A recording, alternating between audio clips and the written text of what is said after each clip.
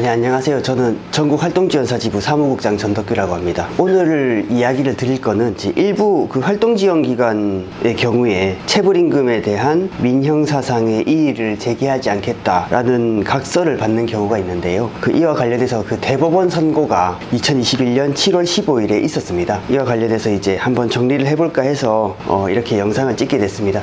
1심에서도 유죄가 나왔고 2심에서도 항소기각, 그리고 기관장께서는 다시 상고를 해서 대법원에까지 올라갔었고요. 대법원 통해서 유죄가 확정되었습니다. 이 판결에 대해서 저희가 이미 보도자료를 발표했었고요. 1심에서도 2심에서도 같은 판결이 난 사안이라서 좀 여러분들한테 많이 알려진 줄을 알았습니다. 사실 장애인 언론사에서도 이걸 다뤘고, 거기에다가 KBS 뉴스에서도 방영된 적이 있어서 많은 활동지원기관이나 활동지원사분들도 좀 아는 줄 알았는데, 그런데 최근에 또 한 활동지원기관에서 이런 종류의 수당 포기각서를 도입을 검토하셨어서 이런 사안을 좀 널리 알려야겠다, 좀 그런 생각으로 좀 영상을 만들게 됐고요. 기존 언론 보도들이나 좀 KBS 뉴스 자료는 좀 여러분들께서 한번 찾아보시면 좋을 것 같습니다. 이런 종류의 임금 채권 포기각서가 다시 이슈가 된 데에는 좀 관공서 공휴일, 유급휴일 보장이 얽혀 있습니다. 최근에 또 이제 대체 공휴일 법안이라고 이런 게 또 통과가 돼서 또 좀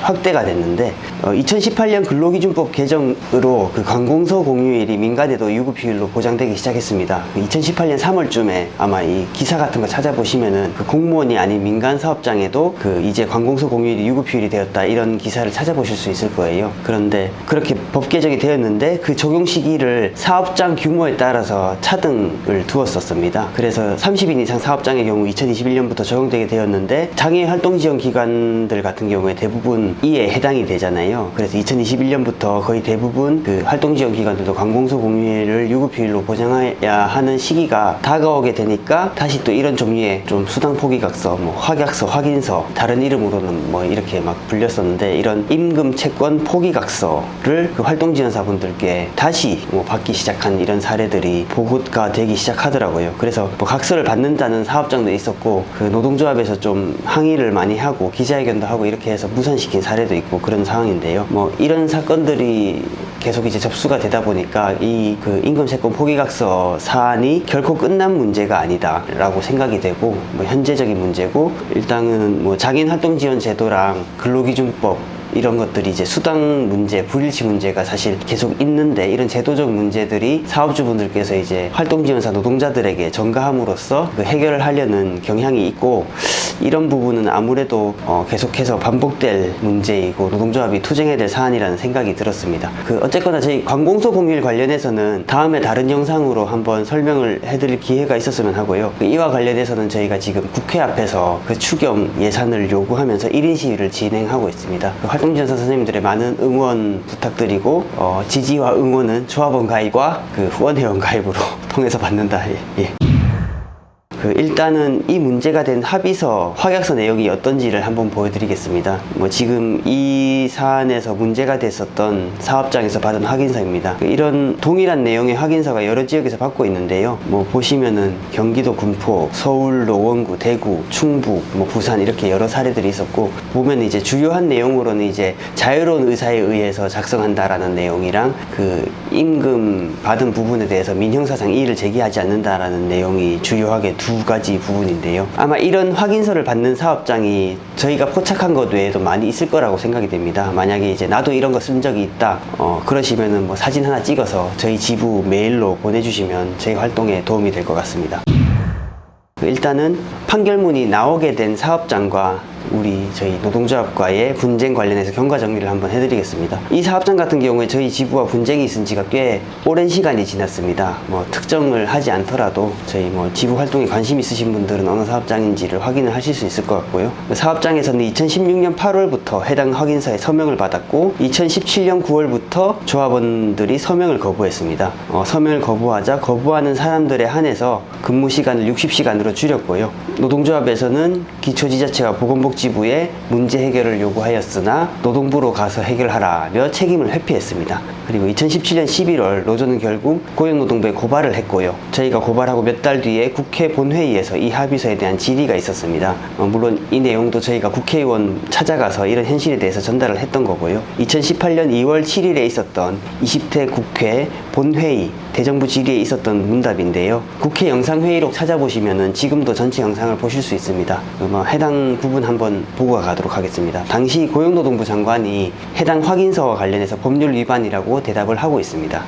주 15시간, 월 65.2시간 이상 일하는 노동자의 경우에는 퇴직금, 연차휴가, 주휴수당 등 법정수당이 지급돼야 합니다. 맞습니까? 예, 그렇습니다. 화면 봐주십시오.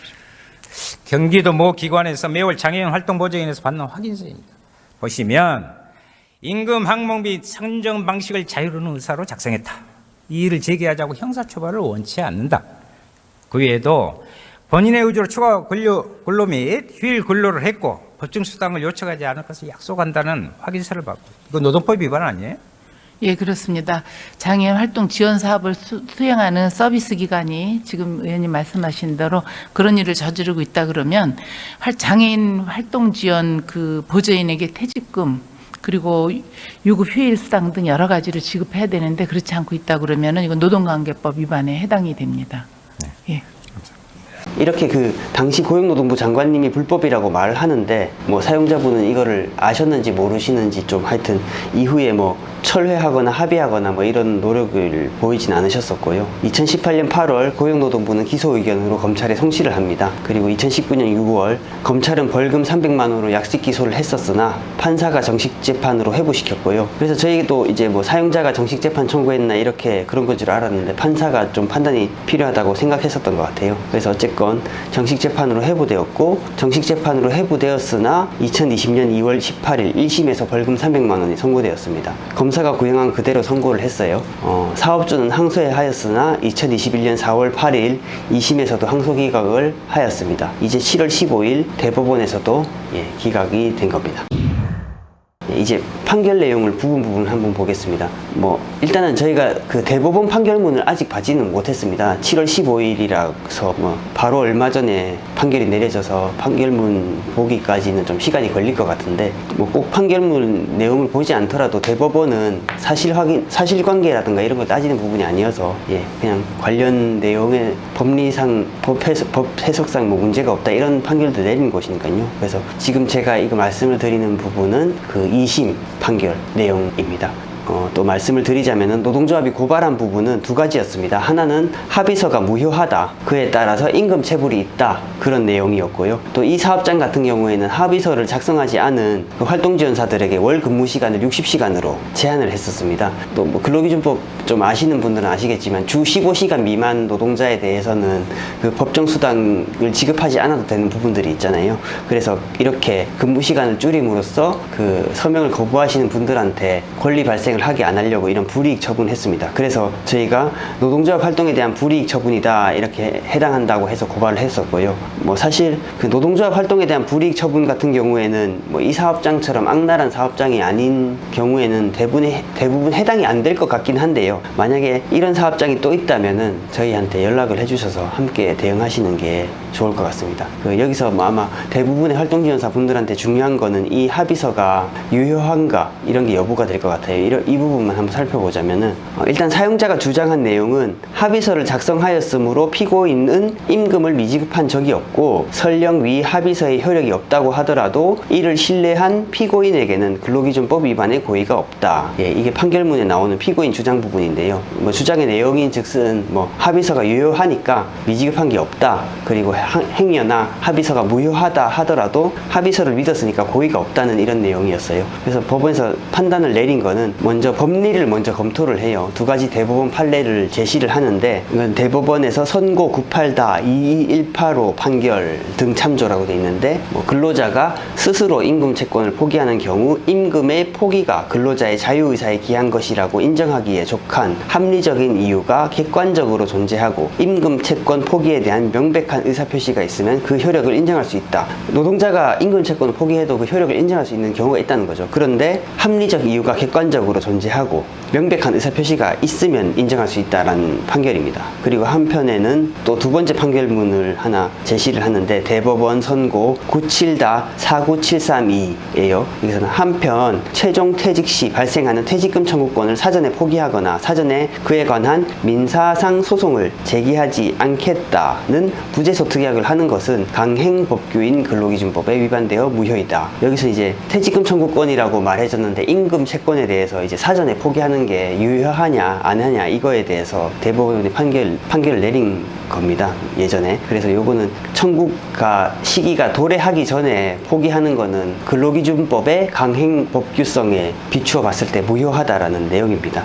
그래서 이 두 가지 판례를 제시를 하고 또 이제 합의서 보여드린 거 여기서도 보시면은 그 합의서에 자유로운 의사에 의해 작성한다 이런 문구가 있잖아요. 이 문구 자체가 아무래도 첫 번째 판례를 의식한 문구라는 생각이 되지 않겠습니까? 그래서 뭐 법원은 반드시 그런 문구가 있다고 해서 무조건 다 유효한 게 아니라 그 합리적 이유의 객관적 존재, 명백한 의사표시 이런 게 있어야 유효하다는 것이고요. 이 부분에 대해서 검토를 합니다. 그리고 뭐 두 번째는 아까 말씀드린 대로 임금채권 등에 대한 사전 포기는 근로기준법의 강행법규성에 비추어 봤을 때 무효하다는 그런 법리입니다. 먼저 합의서에 대한 사전 교육이 이루어졌는지를 따집니다. 그 사용자가 보수 교육을 통해서 이러한 사정을 충분히 설명을 했다. 활동 지원사들이 모두 이해하고 있었다. 이런 주장을 했었습니다. 판결문에서는 그 피해 근로자들과 G의 위 각 진술을 종합하여 보면 피고인이 실시한 보수 교육에서 보건복지부 수가 구조에 대한 개략적인 설명이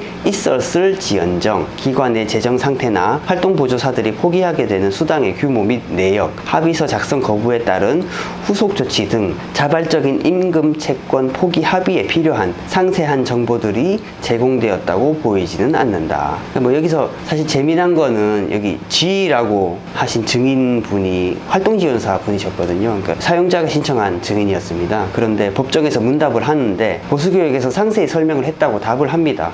그래서 판사님께서 어떤 내용을 설명했냐 물으니까 잘 대답을 못 하셨어요. 그래서 오히려 사용자가 신청한 증인이 뭐 사용자 주장을 거의 반박하는 이런 상황이 된. 그리고 다음으로는 자발적으로 작성되었는지 여부를 따집니다. 이러한 전체적인 경위를 종합하면 결국 피해 근로자들은 임금 및 각종 수당이 산정되기 전에 당시 피해 근로자들이 포기하게 되는 임금이나 수당이 얼마나 되는지도 모른 채 피고인이 미리 만들어 제시한 합의서에 형식적으로 서명한 것으로 보이는 점, 합의서를 작성하지 않는 경우 임금 전액을 지급받게 되는 것이 아니라 사실상 단시간 근로자의 지위로 전환되어 오히려 더 큰 불이익이 예정되었던 점, 3. 피해 근로자들이 고령인 반면 합의서의 기재도 모호하고 작성 당시 상세한 설명이 있었다고 보기도 어려운 점 등을 더하여 보면 이 사건에서 피해 근로자들이 위 합의서에 서명하였다는 이유만으로 그 취지를 이해한 채 자발적으로 임금 채권을 포기한 것이라고는 볼 수 없다. 또 다음으로는 아까 전에 제시했던 두 번째 판례에 해당하는 부분을 검토를 합니다. 합의서가 임금 채권의 사전 포기에 해당하는지 여부. 피해 근로자들이 위 합의서를 작성할 당시 포기 대상인 임금 채권은 아직 산정되지도 않아 구체적인 지급 청구권이 발생하기 전이었다. 따라서 위 합의서는 임금 청구권을 사전에 포기하는 것에 불과하므로 강행법규인 근로기준법에 위반되어 무효로 보아야 한다. 그래서 결과적으로 그 두 가지 판례, 대법원의 기존 두 가지 판례를 모두 검토해도 구체적으로 이제 얼마가 임금 체불이 있었고 이런 거에 대한 금액이 산정된 것도 아니고 그거에 대해서 알려준 것도 아니고 뭐 그거를 지급 못하는 그 사업주의 경영상의 상태 이런 것들을 설명한 것도 아니어서 무효하고 근로기준법의 강행법규성에도 비추어 봤을 때 무효하다. 이렇게 해서 결과적으로 활동지원사한테 요구되는 이런 종류의 그 임금채권 포기 각서는 모두 무효하다라는, 법률적으로 무효하다라는 거를 확인해준 사건이 아니었나 싶습니다.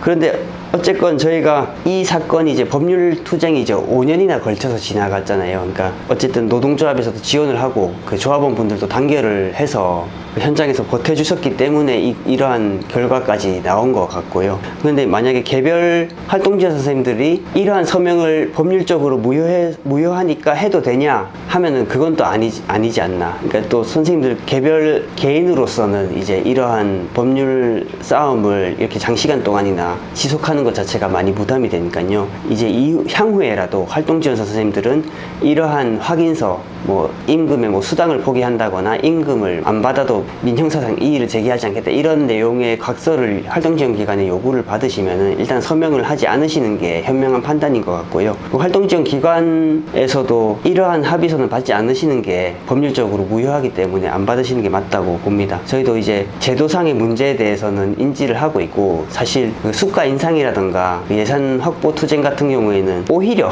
저희 노동조합이 더 열심히 투쟁하고 있는 사안이니까 기관에서도 그런 부분들을 감안하셔서 함께 정부의 예산을 요구하는 활동에 동참을 해주셨으면 좋겠고, 더 이상 그 제도상의 문제로 그 노동자들에게 고통을 전가하는 일들은 안 해주셨으면 좋겠습니다.